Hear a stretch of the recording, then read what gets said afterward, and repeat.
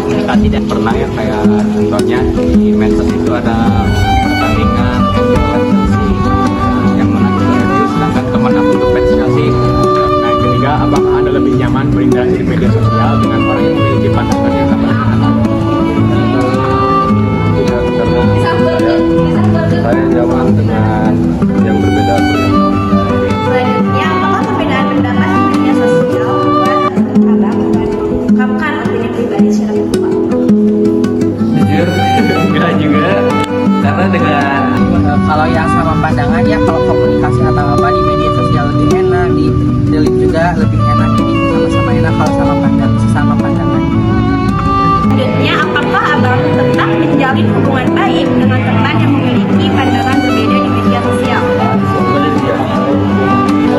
Apakah perbedaan pendapat di media sosial mempengaruhi cara berinteraksi dengan teman dekat Anda dari itu sendiri?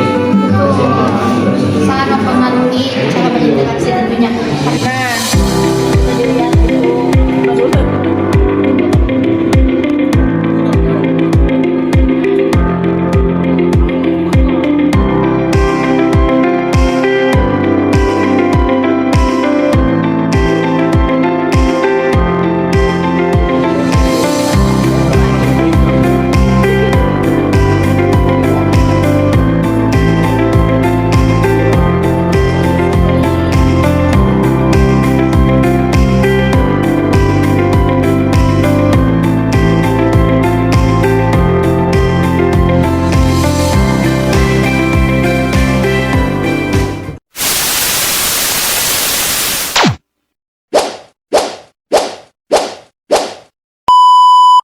Assalamualaikum warahmatullahi wabarakatuh. Yang saya hormati Bapak Dr. Adita Widara Putra SPD MPD.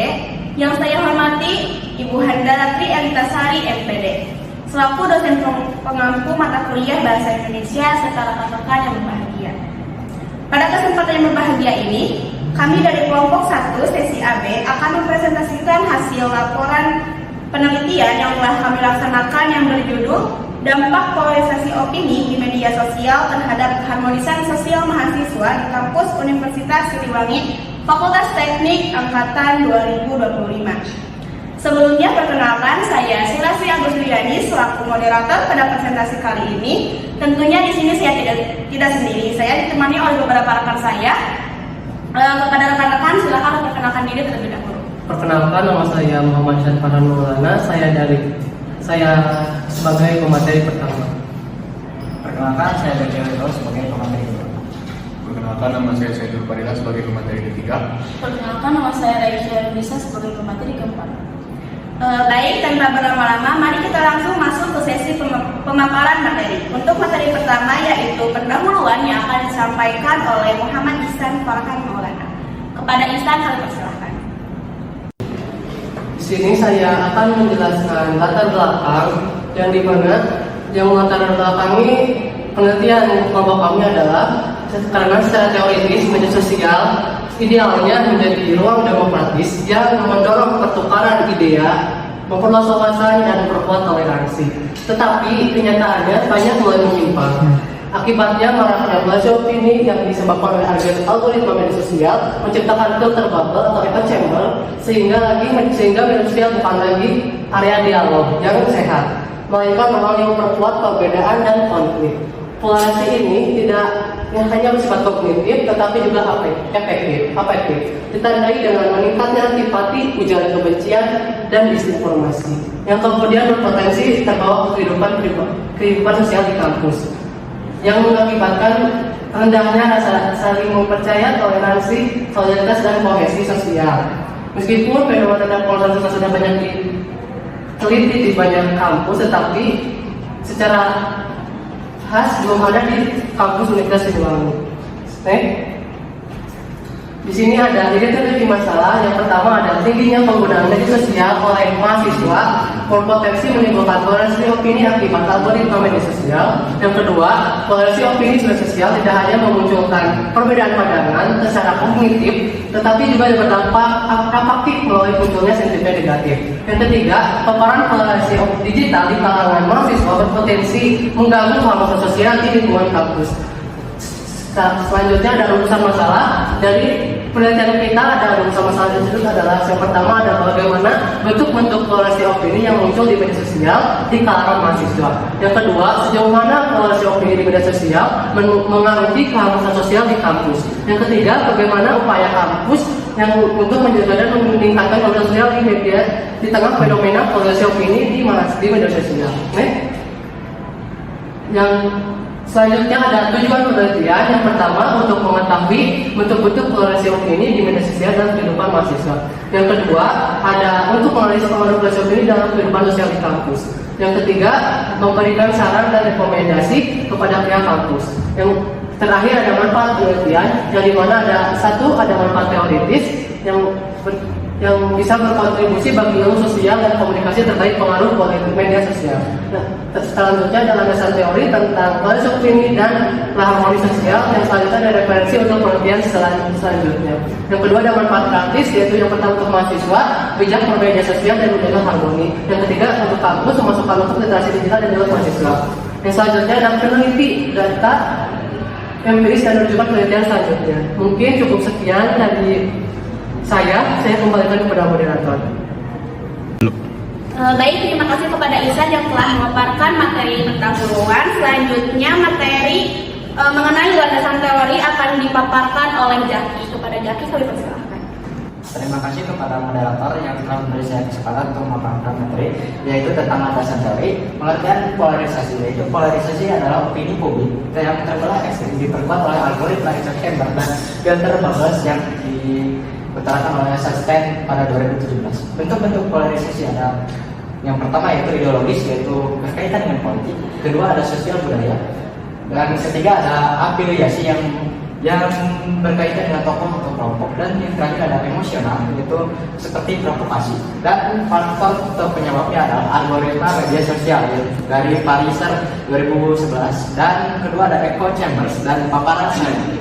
Dan ketiga ada anomitas, yaitu agresivitas tinggi. Dan terakhir ada konten emosional cepat dan viral. Dampak-dampak polarisasi, yaitu yang pertama yang positif adalah mobilitas sosial dan memperjelas isu-isu yang ada di media sosial. Dan negatifnya, konflik di media sosial itu semakin banyak, maraknya hoax dan melemahnya demokrasi dan menurunkan berpikir kritis. Next.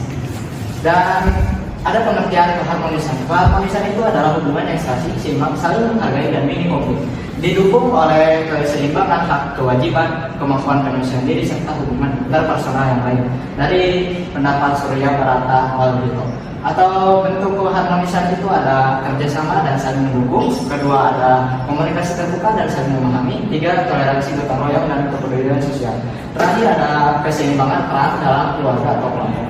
Faktor-faktor keharmonisan ada adaptasi dan penyelesaian diri. Kedua ada empati dan toleransi. Tiga ada komunikasi efektif dan kepercayaan. Dan empat ada integrasi sosial dan emosi positif. Indikator dalam keharmonisan itu ada yang pertama interaksi positif tanpa konflik yang berarti. Yang kedua ada komunikasi efektif. Tiga kerjasama dan saling percaya. Empat penghargaan terhadap perbedaan. Terakhir suasana sosial kondusif dan kestabilan emosi. Next. Dan ada penelitian terdahulu ya atau kerangka berpikir kita, yaitu pertama dari Jasmine Hairina W.H.W. pada 2022 fenomena echo chamber di media sosial dan dampaknya terhadap polarisasi politik bagi mahasiswa, Jurnal Pendidikan Kewarganegaraan Uni Pamulang. Yang metode yang digunakan adalah mixed method, yaitu survei atau wawancara pada 47 mahasiswa. Hasilnya adalah media sosial membentuk echo chambers, menguatkan polarisasi opini politik, menurunkan keterbukaan dan mengurangi keharmonisan hubungan antar mahasiswa. Faktor yang penyebabnya adalah algoritma dan paparan selektif sehingga keharmonisan sosial terganggu. Dan kedua ada IGD, pendapat dari IGD Supradiana dan Christopher Mancini pada 2024, yaitu pengaruh polarisasi berdasarkan media sosial terhadap perilaku siswa SMA Negeri Pamulang Timur. Dari volume 3 nomor 1, metodenya yang digunakan adalah deskripsi kuantitatif 70 mahasiswa dengan analisis regresi. Hasilnya polarisasi berhubungan signifikan dengan perilaku remaja Semakin tinggi polarisasi semakin besar perubahan perilakunya.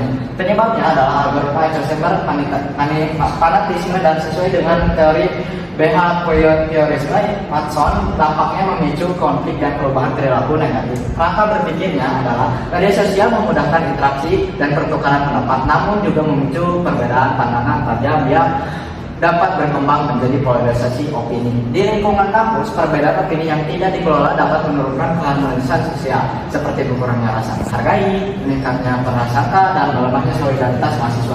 Teori komunikasi sosial menjelaskan bahwa hubungan sehat membutuhkan komunikasi terbuka, namun polarisasi menimbulkan bias konfirmasi yang membentuk in-group dan out-group. Karena itu, polarisasi opini di media sosial berpotensi memberikan dampak negatif terhadap keharmonisan sosial mahasiswa, baik secara langsung maupun tidak langsung. Sekian presentasi dari saya kembalikan kepada moderator. Terima kasih kepada Jaki yang telah memaparkan materinya. Selanjutnya yaitu materi mengenai metode penelitian yang akan dipaparkan oleh saudara saya. Kepada saudara saya kami persilakan. Baik, terima kasih kepada moderator yang telah memberikan saya kesempatan hari ini untuk memaparkan materi. Di sini saya akan memaparkan materi terkait metode penelitian. Yang pertama, dari pendekatan dan jenis penelitian. Kelompok kami menggunakan pendekatan kuantitatif, yang jenisnya itu kuantitatif deskriptif atau asosiatif. Lalu untuk lokasi dan waktu penelitian yang kelompok kita pilih, yaitu di Fakultas Teknik Universitas Siliwangi dengan rentang waktu dari tanggal 7 November 2025 sampai ke 29 November 2025. Lalu untuk populasi dan sampel penelitian, yaitu mahasiswa Fakultas Teknik Angkatan 2025 sekitar 500 orang. Untuk sampelnya itu sekitar 170 mahasiswa. Next. Lalu teknik pengumpulan data yang kita gunakan yaitu dengan cara kuesioner dan wawancara. Indikator penelitiannya yaitu menggunakan beberapa indikator untuk variabel X dan Y, lalu juga menggunakan skala Likert. Untuk teknik analisis datanya, penelitian ini menggunakan analisis deskriptif kuantitatif, yaitu analisis yang digunakan untuk menganalisis data dengan cara mendeskripsikan atau menggambarkan data yang telah terkumpul. Mungkin cukup sekian yang bisa saya paparkan. Saya kembalikan pada moderator. Baik, terima kasih kepada Sain yang telah memaparkan materinya. Selanjutnya kita beralih ke materi terakhir, yaitu tentang hasil pembahasan yang akan dipaparkan oleh saudari Raisya. Pada Raisya, kami persilakan. Baik, di sini kita akan lanjut ke dari hasil dan pembahasan. Bisa kita lihat di sini ada grafik distributionnya. Yang pertama adalah dari populasinya. Kita bisa melihat dikarenakan mahasiswa informatika lebih banyak dan mendominasi angkatan 2025 kali ini, maka bisa kita lihat bahwa mahasiswa informatika memiliki mayoritas mahasiswa yang cukup mendominasi dengan sekitar 70 orang, disusul oleh teknik sipil 41 orang, teknik elektro 30 orang, dan sistem informasi 30 orang. Lalu di sini juga kita bisa melihat dari hasil grafik pemilihan kuesioner variabel X, dan di sini ada variabel Y. Next. Lalu selanjutnya ada hasil wawancara. Yang pertama ada rumusan masalah 1 di mana ada variabel X, yaitu polarisasi opini di media sosial. Dan pertama ada bentuk polarisasi opini di media sosial atau hasil wawancaranya dari 16 orang mahasiswa yang terdiri dari mahasiswa informatika, teknik sipil, teknik elektro, dan teknik dan sistem informasi. Yang pertama ada terbentuknya kelompok pandangan sejenis. Mahasiswa lebih nyaman berinteraksi dengan yang satu sefrekuensi. Yang kedua, penghindaran debat terbuka. Sebagian memilih jadi pengamat karena tidak nyaman dengan perbedaan pendapat. Yang ketiga, perasaan defensif terhadap opini berbeda, yaitu munculnya ketegangan dan kecenderungan menjaga jarak dari pandangan yang bertentangan. Yang keempat, enggan menyampaikan opini pribadi, yaitu topik sensitif dianggap berisiko menimbulkan konflik atau salah paham. Yang selanjutnya ada rumusan masalah 2 variabel Y atau keharmonisan mahasiswanya.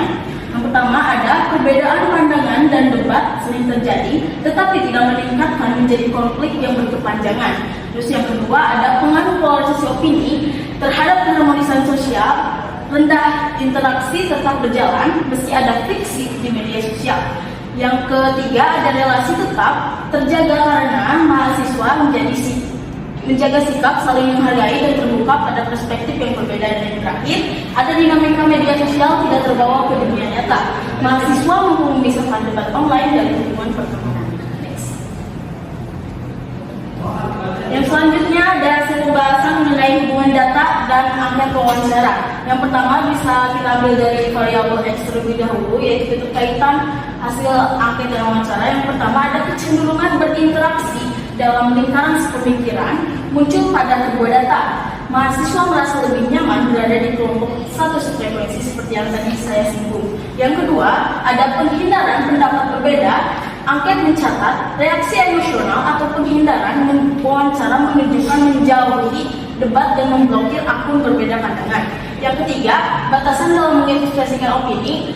Angket mengungkap batasan perspektif. Wawancara menegaskan bahwa mahasiswa enggan menyampaikan opini pada isu sensitif. Dan yang terakhir ada konsistensi pola online dan offline.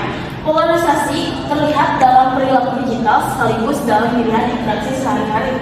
Lalu selanjutnya ada rumusan masalah kedua yaitu variabel X. Yang pertama, pengaruh ada namun rendah. Skor angket berada pada rentang sekitar 2,9 sampai 3,1. Hanya kecenderungan menjaga jarak dan sedikit lebih tinggi. Yang kedua ada pola interaksi terhadap harmonis. Mahasiswa masih mampu mempertahankan hubungan positif dan saling menghargai meski ada perbedaan pandangan. Yang ketiga, wawancara mengonfirmasi. Perdebatan memang terjadi tetapi tidak berlanjut menjadi konflik nyata. Dinamika media sosial tidak sepenuhnya terbawa ke kehidupan di kampus. Dan yang terakhir, ada kesimpulan akhir. Polarisasi opini mempengaruhi keharmonisan sosial hanya pada aspek penghindaran interaksi, sementara aspek relasi lainnya tetap stabil. Next. Yang selanjutnya ada pembahasan. Kita mulai dari rumusan masalah 1 yaitu variabel X. Keterkaitan temuan penelitian dengan teori dan studi terdahulu. Yang pertama ada kesesuaian konsep e-commerce dan filter bubbles. Mahasiswa cenderung berada di lingkaran pemikiran, mengonsumsi konten yang mendukung opini pribadi dan menghindari akun berbeda pandangan. Yang kedua ada selective exposure atau tampak jelas, penghindaran debat dan preferensi atau satu frekuensi dalam wawancara sejalan dengan kecenderungan membatasi perspektif pada hasil angket. Yang ketiga ada polarisasi opini dan afiliasi muncul, reaksi emosional, menjauh, memblokir akun berbeda pandangan sesuai dengan definisi emosional dan afiliasi dalam teori. Yang keempat ada didukung penelitian sebelumnya, studi dari Khairina DKK dan Supradiana menunjukkan pola serupa pengurangan empati sosial, pembatasan interaksi, dan segregasi digital. Dan yang terakhir, kesimpulan inti, polarisasi mahasiswa bersifat ringan menuju sedang atau ideologis, sosial budaya, afiliasi, dan emosional, dan terlihat pada perilaku digital maupun pengalaman sehari-hari. Lalu selanjutnya ada dari rumusan masalah variabel Y, di mana yang pertama ini pengaruh ada tetapi rendah, sebagian besar indikator keharmonisan berada pada tingkat kategori sedang, yaitu berkisar di 2,9 sampai 3,1. Hanya kecenderungan menjaga jarak yang tampak paling terpengaruh. Yang kedua ada keterkaitan dengan teori, selective exposure, menjelaskan kecenderungan menghindari perspektif berbeda sejalan dengan pola menjauh dari teman dengan pandangan berbeda. Yang ketiga ada wawancara mendukung, perbedaan opini dan debat memang sering muncul, tetapi mahasiswa tetap mampu memisahkan konflik digital dan hubungan nyata sejalan dengan konsep harmonisan interpersonal. Yang keempat ada konsisten dengan penelitian terdahulu yang sudah bisa disebutkan tadi. Polarisasi opini mempengaruhi interaksi tetapi tidak selalu memicu konflik terbuka. Dampaknya bergantung pada konteks sosial. Yang terakhir ada kesimpulan inti, polarisasi hanya bergeser pada pola interaksi atau penghindaran, menjaga jarak, bukan merusak kerjasama, komunikasi maupun penghargaan sosial. Dan yang kesekian kalinya ada rumusan masalah 3 yaitu ada temuan wawancara, pengaruh polarisasi opini dan minimnya peran di kampus. Yang pertama ada pola menjaga jarak meningkat. Mayoritas responden menghindari teman berbeda pandangan selaras dengan selective exposure. Yang kedua, muncul batasan sosial halus atau interaksi menjadi lebih berhati-hati dan kualitas hubungan menurun pada konteks tertentu. Yang ketiga, tidak ada peran institusional. Seluruh responden menyatakan kampus tidak memiliki kebijakan, mekanisme dialog, atau program yang menangani dampak polarisasi opini ini. Yang keempat, ada bertentangan dengan teori keharmonisan, yaitu menegaskan perlunya ruangan dialog dan dukungan lingkungan dua hal yang absen di sini. Yang terakhir ada resiko jangka panjang. Tanpa literasi digital, sistem mediasi atau program pencegahan, kampus membiarkan polarisasi opini dikelola sepenuhnya oleh mahasiswa secara individual. Mungkin hanya itu yang bisa saya sampaikan. Saya kembalikan ke moderator. Ya. Terima kasih kepada Raisya yang telah memaparkan materinya. Selanjutnya kita akan masuk ke sesi kesimpulan yang akan disampaikan oleh saya sendiri. Yaitu kesimpulannya, polarisasi mahasiswa berada pada kategori sedang. Mereka mengikuti akun sependapat, berdiskusi daring, dan membagikan kontak bentuk polarisasi yang muncul, yaitu interaksi makin selektif, cenderung bergaul dengan kelompok sepandangan dan menghindari isu sensitif. Yang kedua, muncul polarisasi emosional, afiliasi, dan ideologis ringan. Yang terakhir, selaras dengan echo chamber, filter bubbles, dan selective exposure, biaser, dan beserta temuan studi terdahulu. Selanjutnya, pengaruh terhadap keharmonisan sosial, yaitu ada indikator keharmonisan mayoritas di kategori sedang, yaitu antara 2,9 sampai dengan 3,1. Menjaga jarak paling tampak. Dan yang kedua, dampaknya lebih pada penghindaran interaksi, bukan konflik terbuka. Yang terakhir, keharmonisan tetap stabil, berplatforma saling menghargai. Dan yang poin ketiga, yaitu upaya yang perlu dilakukan kampus, yaitu saat ini tidak ada kebijakan, ruang dialog, literasi digital, atau sistem mediasi. Yang kedua, kampus perlu menyediakan forum dialog lintas pandangan, unit mediasi konflik, dan program literasi digital, yaitu sejalan dengan rekomendasi Walgito dan Sutrisno dan Hasanah. Selanjutnya ada saran. Yang pertama, saran untuk penelitian selanjutnya, yaitu memperluas cakupan responden, menggali faktor polarisasi seperti literasi media, bias algoritma, dan dinamika pertemanan. Yang terakhir, menggunakan metode campuran dengan observasi dan analisis konten media sosial untuk pemahaman lebih mendalam. Poin kedua yaitu rekomendasi untuk kampus. Yang pertama, menguatkan literasi media dan etika komunikasi digital melalui seminar, workshop, atau mata kuliah pendukung. Selanjutnya, menyediakan ruang dialog lintas jurusan dan diskusi terbuka untuk memfasilitasi perbedaan pendapat secara sehat. Yang ketiga, mendorong kolaborasi antar mahasiswa, menyediakan pendampingan konseling, serta menerapkan kebijakan komunikasi berbasis toleransi dan saling menghargai. Yang terakhir, upaya ini diharapkan dapat mencegah dampak negatif polarisasi dan menjaga keharmonisan sosial di kampus. Baik, cukup sekian presentasi dari kami. Mohon maaf apabila masih banyak terdapat kesalahan dan kekurangannya. Terima kasih. Wassalamualaikum warahmatullahi wabarakatuh.